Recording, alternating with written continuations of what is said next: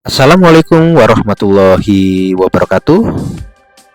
Baik, Ananda sekalian, pada kesempatan kali ini kita akan membuat sebuah flowchart untuk penjumlahan dua bilangan. Sebelum kita membuat flowchart tersebut, pastikan dulu bahwa aplikasi untuk membuat flowchart sudah terinstall di perangkat kita. Kita dapat mengecek melalui App Store misalnya, dan kemudian kita ketik flow diagram. Ya, apabila terlihat ikon orange dengan nama flow diagram, maka itu adalah aplikasi yang akan kita gunakan.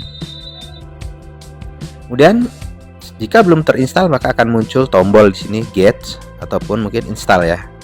Karena di perangkat ini sudah terinstall, maka tombol atau buttonnya yaitu open. Nah, ini adalah tampilan dari aplikasi flow diagram. Untuk membuat flowchart sendiri sebenarnya banyak aplikasi yang bisa digunakan. Ya, tapi kita di sini menggunakan flow diagram. Nah, kita harus mengenali interface flow diagram terlebih dahulu supaya memudahkan kita dalam pengoperasiannya.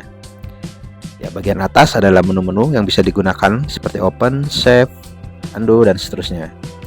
Di bagian sebelah kiri kita dapat scroll ya. Scroll di situ adalah notasi atau simbol-simbol flowchart yang akan kita gunakan nantinya. Pada materi sebelumnya kita sudah belajar mengenal notasi-notasi flowchart beserta fungsinya. Nah, pada kesempatan kali ini kita menerapkan pembuatannya secara langsung. Baik, kita akan coba membuat flowchart pembagian dua bilangan. Artinya di sini kita akan membuat diagram alir bagaimana proses penjumlahan dua bilangan itu terjadi. Di sini kita menggunakan variabel C sama dengan A plus B, di mana variabel A adalah untuk bilangan pertama, variabel B untuk bilangan kedua, dan C adalah variabel yang digunakan untuk menyimpan hasil penjumlahan. Baik, kita mulai dengan menyiapkan satu notasi atau satu simbol awalan untuk memulai flowchart, yaitu tombol terminal atau terminator yang nantinya akan kita gunakan untuk memulai ya. Di sini kita tulis start. Ya, artinya flowchart akan segera dimulai atau dialirkan datanya. Selanjutnya kita dapat duplicate simbol tersebut, kemudian kita letakkan di bawah, kemudian kita ganti teksnya menjadi N.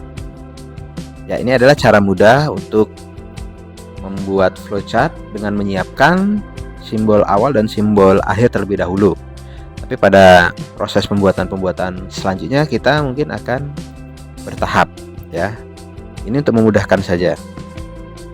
Selanjutnya setelah start, maka kita harus menyiapkan terlebih dahulu sebuah simbol yang nantinya digunakan untuk memberikan informasi apa saja yang harus disiapkan dalam proses penjumlahan dua variabel ini. Untuk persiapan kita dapat menggunakan simbol atau notasi preparation ya. Kita dapat dilihat di menu proses, kemudian kita lihat di sini ada preparation, kemudian kita klik ya, kemudian kita arahkan mendekati simbol start. Kemudian kita masukkan variabel apa saja yang kita akan gunakan dalam proses penjumlahan. Di situ ada A, kemudian ada B, dan ada C. Kita jelaskan di sini untuk A sendiri adalah variabel yang digunakan untuk menyimpan bilangan pertama. Oke, kita ketikkan bilangan pertama. Kemudian B digunakan untuk menyimpan bilangan kedua. Dan C adalah hasil dari penjumlahan. Oke. Seperti ini, kemudian kita checklist. Apabila notasi tersebut terlihat tidak muat, untuk teks, maka kita bisa lebarkan dan mendrag lingkaran berwarna pink ya, atau kemerahan seperti ini. Nah, dalam sistem komputer kita mengenal ada input, proses, dan output. Di dalam algoritma flowchart juga pun demikian. Setelah preparation, kita dapat menggunakan satu simbol ya untuk lakukan proses inputan data. Nah, dalam proses penjumlahan, A dan B adalah variabel yang digunakan untuk menginputkan data atau angka. Kita cari di sini simbol input.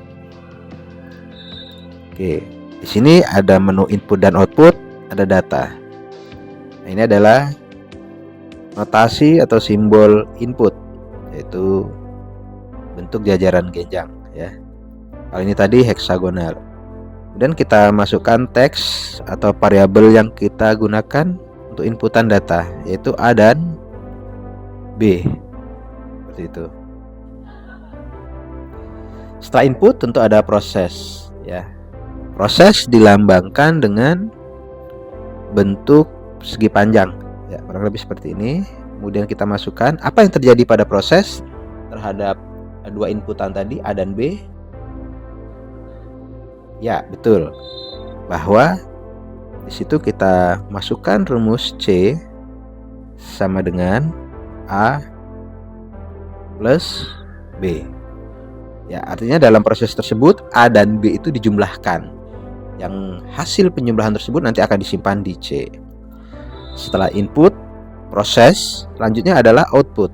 Kita dapat menggunakan atau mengambil notasi yang ada di sebelah kiri aplikasi, tapi juga bisa melakukan duplikasi seperti ini.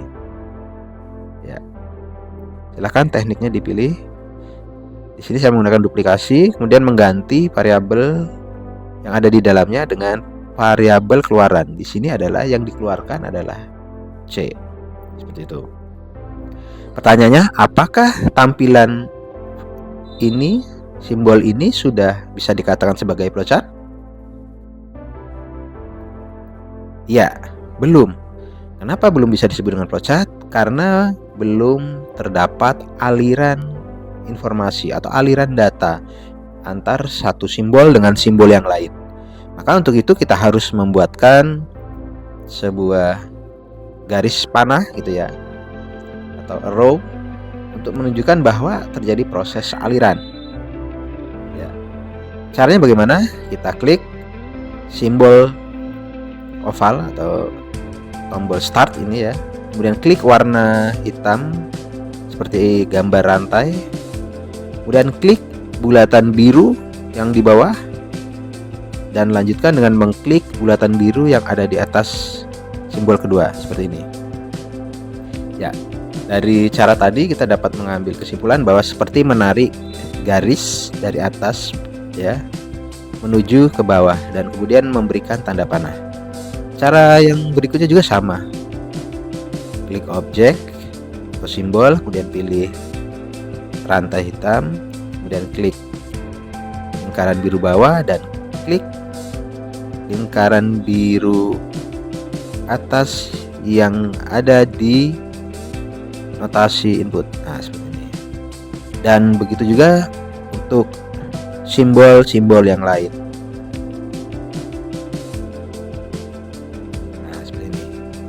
Nah, sehingga setelah kita berikan arrow atau panah, maka di sini sudah bisa kita sebut sebagai flowchart satu arah. Ya. Demikian Anda sekalian proses pembuatan flowchart untuk penjumlahan ya. Kita edit di sini, kita ganti ini penjumlahan